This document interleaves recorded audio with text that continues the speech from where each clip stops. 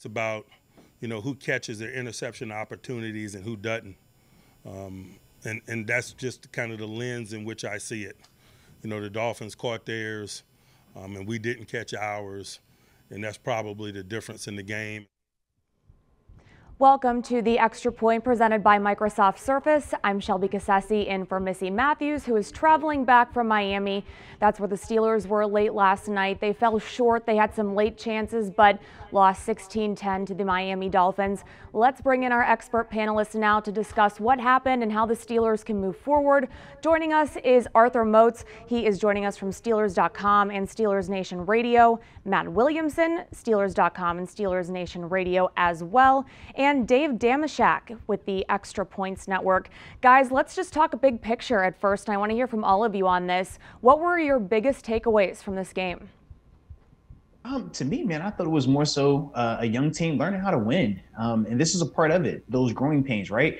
Sometimes you're going to see them execute in those gotta have it moments. And then other times you're going to see where the youth can ultimately come back to kind of bite you in the butt, so to speak. And I thought that was kind of what I walked away feeling last night. Just when you think about the offense as a whole, this defense as a whole, they made enough plays at times, but you can see where their youth definitely caught up to them in that game, particularly yesterday. Yeah, 100%. And obviously that reflects very much with the new quarterback as well.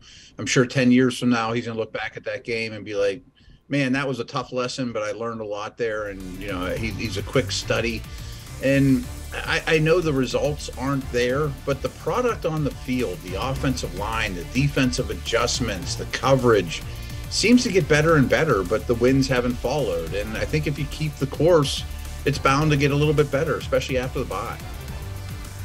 Yeah, to answer the question, the big takeaway is, and I'm not trying to be obtuse, the word that the warden in Shawshank taught most of us the meaning of, but I mean, it was a loss. That's my big takeaway. And I say that because it's significant in terms of how the season shakes out. I think if they get 3 wins before the bye, assuming that things don't go well even in Philadelphia, that, at 3-5 in a mediocre to trending good with the Bengals and the Ravens, that the Steelers would be in the mix and maybe be trying to knuckleball their way to another wild card spot in the AFC dance in January. Once again, just like last year, is starting to shape up. Perhaps they pull something off in Philadelphia that changes the conversation. But as it's tracking right now, it feels to me like the second half of the season is going to be all about how much can we see Kenny Pickett grow and get right for 2023. And I think a large part of that is going to stem on how consistent they can be. Because even with Matt Canada, Kenny Pickett, some of the defenders as well, we can highlight and paint a picture of how well they've done in certain elements. But in the same exact breath, we can make a highlight and talk about how they've struggled in certain elements and how certain things keep popping up. And that's the part where we're like, hey, we get growing pains. We understand that you're going to have some of this type of stuff happening. But when it's the same issues popping up over and over again, that is where some of those questions are legitimate and are valid, man. But I do think that this team is still very much capable. I mean, not a lot of people gave them a chance going into Tampa Bay last week, right? They come out of there with the win. I look at this Philly situation in a very similar manner. They're not going to have a ton of reasons to believe that Pittsburgh can get it done. It's not going to be a ton of reasons why nationally they should believe that the Steelers can get it done. But as we've seen under Coach Tomlin this year specifically, when they have had their backs against the wall, they've come out of this thing and found ways to get wins. So I kind of hang my hat on that in the interim right now. And how much would the tone be different if they could haul in 1, 2, 4 of those interceptions to or through them, Yeah. Yeah, and that's a great point, Matt. It's tough to win games in the NFL when you lose the turnover battle, and the Steelers did that. 3 interceptions compared to no turnovers by Miami, even though the Steelers had a couple in their hands a couple of times. When you look at this game, were turnovers, or the lack thereof on the Steelers side at least, getting those turnovers, the biggest reason for this loss? 100%. Yeah. Those missed opportunities, that hurts you. When you're talking about this team in general, right, before any injury happened, what did we talk about the identity being? Elite defensive play. not okay, not average, elite. In elite defenses, they capitalize on turnovers, right? Because they're given a young offense, whether it was going to be Mitch Trubisky at quarterback or Kenny Pickett, it was going to be a certain level of drop off.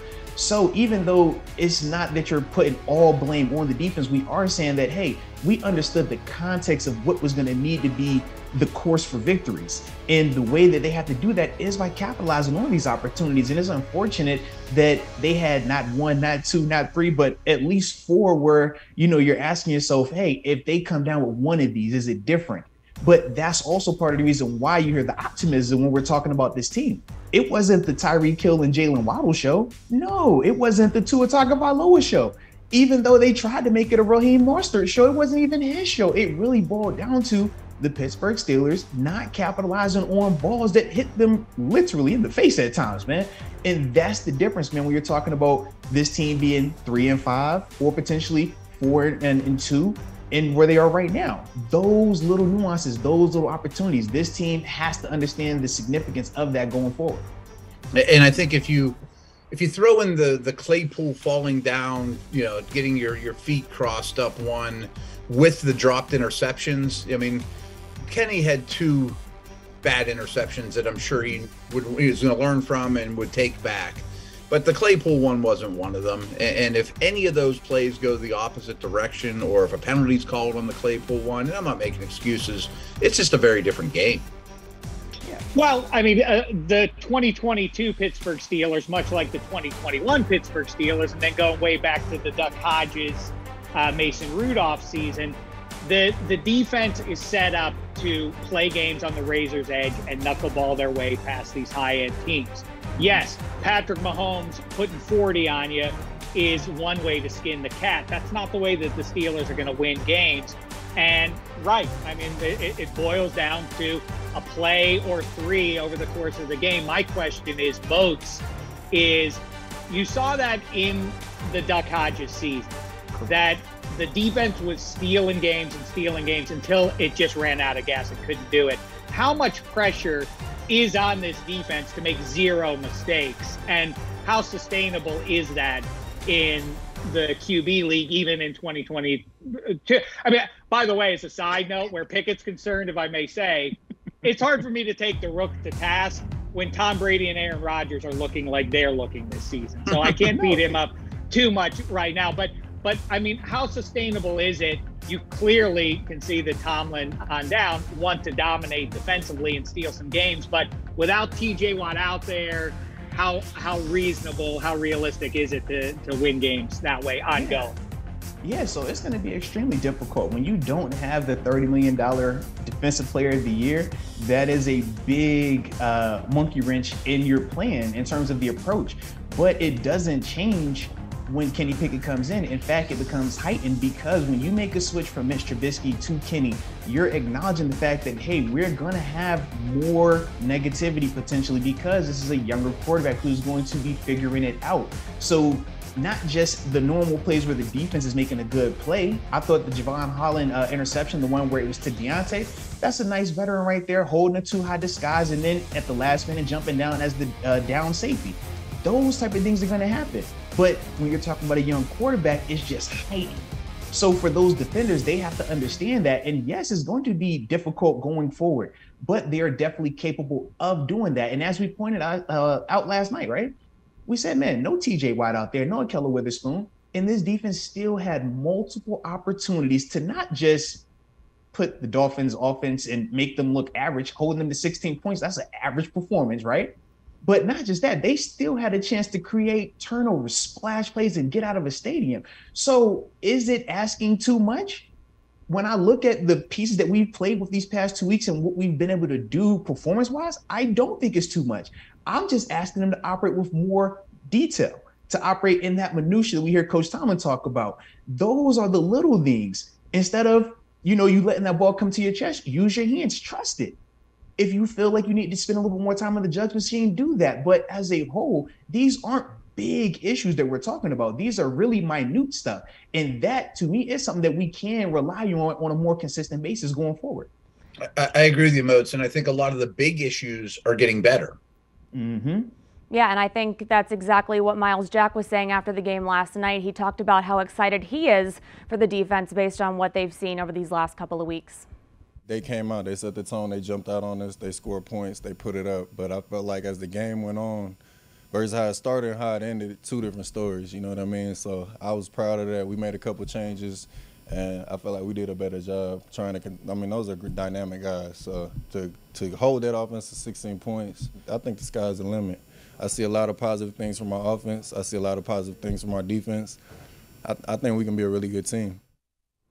You felt a lot of that defensive struggle in the first quarter by the Steelers. Obviously, the missed opportunities are going to be the main storyline here, but taking a look at the rest of the game, the defense really did seem to kick it into another notch. Arthur, we'll go to you. How can this defense get off to a better start so that those first quarter numbers look more like the quarters 2 through 4? Yeah, well, in terms of starting fast, this is the Miami Dolphins we were talking about. So part of that first quarter was filling out how aggressive they were going to be with the Tyreek Hill and the Jalen Waddle. What could you allow? Could your guys hold up in man coverage at times? And we saw they had some success, but then at the same time, they were getting beat a little bit. And we started to see the Steelers defense shift. They was like, you know, we're not going to try to man up with these guys. We're going to do a little bit of different approach. We're going to play a little bit more of this Tampa 2. We're going to do some more of, you know, protecting these corners and making them be able to be aggressive as well, but tackling the catch.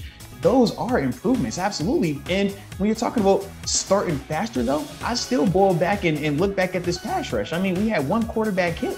Think about that, man. As good as this defense played, one quarterback hit, you're not generating enough pressure, so you're not creating enough of that climate to make these quarterbacks feel hurried, to make them feel uneasy. I think when we can do that more consistently, we will start a lot faster in these games, and we will be able to build on what we saw later on in the game versus that first quarter. Yeah, it was a very strong game, in my opinion, by the defense, and it got better and better, as Myles Jack mentioned. The communication, the passing guys off, it was reminiscent of the Bucs game as well. They're just really starting to gel with their coverages, their timing. Hey, I'm not going to run stride for stride with Tyreek Hill and Jalen Waddle. I mean, no one can. So what can we do to change that? Yeah, they started slow. Yeah, they dropped interceptions. Yeah, they had very little pass rush. But I still think it was a heck of a defensive performance 2 weeks in a row now, especially considering, you know, there's the best players not there. And I also think there's a little bit of a human element to it as well. You're on Sunday Night Football. Tua's coming back. You got a rookie quarterback. They're honoring the perfect team that 50 years ago. I mean, it's not the easiest environment to come out hot. Matt, I think fair to say. Go ahead, Dave. Well, I was going to say, let's hope the Steelers do that to the Raiders when the Immaculate Reception is celebrated there. I mean, you know, obviously, Moats said it. We've all kind of pointed at it for 6 months now that the notion was that the defense has to win the day. The big question is, the elephant in the room is 10 points is 10 points. And scoring is depressed in Pro Football 2022, no doubt. The magic number does continue to be, for these Steelers, 20 points. If they can get to 20 points, they're going to win the vast majority of their games.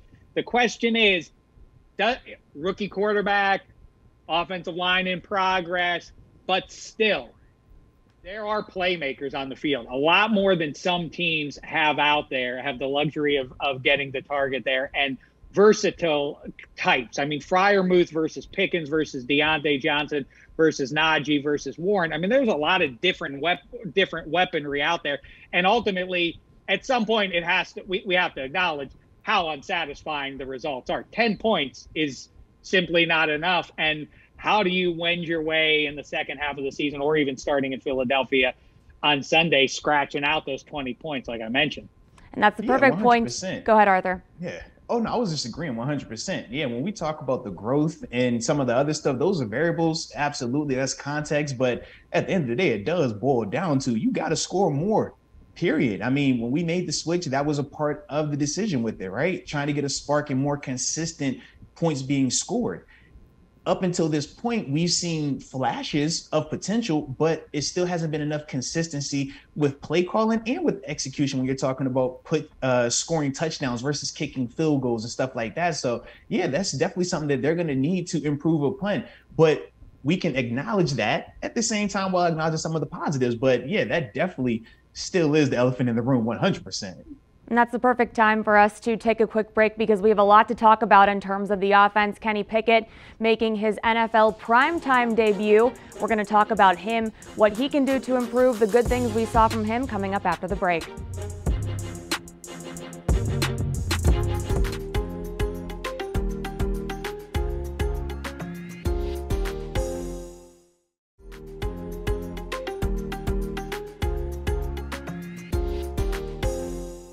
Yeah, I think there's some things to build on, but obviously turnovers, they can't happen. That costs us the game. So I got to fix that. I'll be in there tomorrow, getting to work on it and getting ready for next week. Welcome back to the Extra Point presented by Microsoft Surface. You heard Kenny Pickett there after last night's game. 3 interceptions, 1 touchdown for him. But you felt at times, guys, that he was able to move the ball efficiently. It was just those turnovers, especially there at the end, that got him. Dave, we'll go out to you first. Assess the play of Kenny Pickett through the first couple of games we've seen him. Have you seen enough improvement to feel a bit more confident in him? Yeah, I suppose. Obviously, the picks are looming, and as I say, it's hard to take a rookie to task in a season in which so many brand name quarterbacks are also struggling to look even mediocre.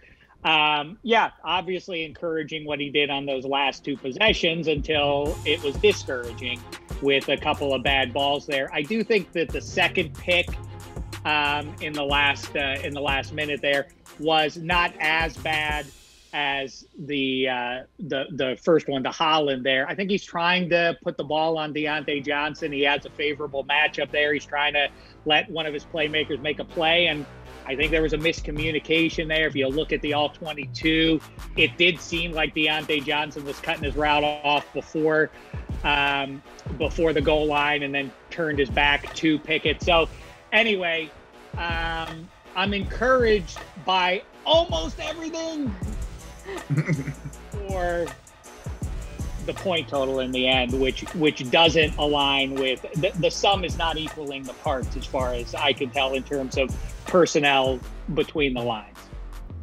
Matt, obviously growing pains are to be expected from a rookie quarterback, but when you look at how Kenny Pickett's playing, were you encouraged by his performance, and how much, I guess, leeway should we be giving him to make some of those mistakes and get used to the environment around him? A lot of leeway. I mean, go ask Aikman, Elway, Manning, Bradshaw. Some of the all-time greats have had disastrous rookie seasons, and this to me is not a disastrous rookie season at all. The results aren't there. The touchdown to interception ratio is very ugly. So those are the results, and they aren't good enough. No one would say they are. But every game I watch of Kenny, the more confident I am that he is the long-term answer. He's going to start a lot of games in this league, and that he belongs. But every rookie has growing pains. I mean, one of my pet peeves in the draft world is, oh, he's the most NFL ready. None of them are NFL ready. I mean, that should never exist. No, you're absolutely right, man. That is something that I also chuckle at anytime I hear, oh, yeah, they're pro ready. Nobody's pro ready until you get in there and you see it's a different beast in its own right. But when you talk about Kenny's performances thus far, yeah, you can see the improvement. The big takeaway that I have, though, with him, and this is partly on him and partly on Matt Canada, I think they're asking him to throw the ball too much. You're talking about a rookie quarterback in his first, 3 starts, 2 full games. He has a 50 pass attempt game and a 40-plus pass attempt game. You're asking a lot from a young player. It's one thing when you're asking a player to come in and be a part of the reason you're being successful. It's another thing when you're asking him to be the reason why you're successful. When you're asking a quarterback to put the ball in there that many times, unless it's Patrick Mahomes or Aaron Rodgers, and even with those guys, you don't want them throwing it 40 and 50 times a game. I think that they're just giving him too much exposure. When you talk about some of the positive plays that he's had or some of the negative ones, sometimes it's just as simple as just dialing back a little bit, man. And I understand the running game has to be more effective for that to happen. But to me, that's kind of the thing that I still, just feel a little bit uneasy about, is just the amount of attempts. Even Ben last year, think about the best Ben games we saw last year. It wasn't him throwing the ball 40 and 50 times. In fact, those are some of the not so impressive performances where we're like, man, if it was just a little bit less, it probably would have been better. And that's kind of how I felt thus far early on with Kenny. It's different when, you're a couple of years in this thing, but for your first 4 games, That's a lot to be trying to process through while going out there and competing at a high level. Dave, you touched on this a little bit right before the break, but, you know, Kenny Pickett's one guy out of 11 on the field with that offensive unit. How much does the supporting cast need to step up a bit more to help him make this transition a bit easier? I think the offensive line, which, you know, people have bellyached about for a couple of years now, is rounding into, you know, got to tip your hat. They kept 8 clean pretty much all night long there. By the way, I liked a couple of the plays he made off script. The run up the gut was a potentially game swinging play there, obviously, that got the Steelers back into it there. You know, Freiermuth caught everything but the one deflected ball. I can't count off the top of my head a bunch of drop passes or any drop passes by any of the receivers there. Chase Claypool, the weird trip, got to keep his feet. Najee can't jump on 4th and 1, can't leave his feet like that. That was probably a poor decision. It is overly laborious given the advantages offenses have in pro football. I mean, I just keep going back to the same point. There is the sum does not equal the parts so far, and I don't know how much you can rightly hang that on a rookie who's played, you know, about 2 games at this point. Yeah, and to piggyback on what you were saying there, part of what I do see when I'm watching them on tape, it's not necessarily that they're not capable of being productive. And we do see it at times. We talk about the second quarter, the way the offense was able to move. We talk about the 2 fourth-quarter drives in the sense that we moved the ball effectively. We just didn't capitalize at the end. We turned the ball over. But the question is with Matt Canada, how quickly can he make his adjustments? Right now, it's taking about a quarter and a half to make these adjustments. You think about how the first quarter, how the Dolphins attacked the Steelers offense. The adjustment was made in that second quarter, but you want to see if you can make those adjustments a little bit faster so you don't have to wait as long for it to pick up. And we don't have to go through these lulls that we feel, because think about how that second quarter went and how it ended. And then the third quarter hits and the Dolphins make an adjustment. It's like, how long is it going to take for us to adjust to what they just did? And when you look at each individual player, it's not, oh, the right tackle and the tight end aren't NFL guys. If they just get new ones, they'll be fine. I mean, it really is an unbelievably young offense. I mean, Deontay Johnson's like the oldest guy out there. And we knew this was going to take time and they weren't going to take big steps. But I do think it's encouraging that the personnel is living up to where we thought they were individually. But Dave says it great. I mean, you add it all up, it should be more points. You know, you draw the line at the end of the equation, the number at the end just isn't good enough. But it's not, oh, it's Deontay's fault. Oh, it's, you know, Freiermuth's fault. It's not one guy to blame. Gentlemen, thank you so much for your time today. That's going to do it for us here on the Extra Point presented by Microsoft Surface. Join us a little bit later this week where we will preview Steelers-Eagles on the matchup show. For Matt Williamson, Dave Dameshek, and Arthur Moats, I'm Shelby Cassesse. Have a great week.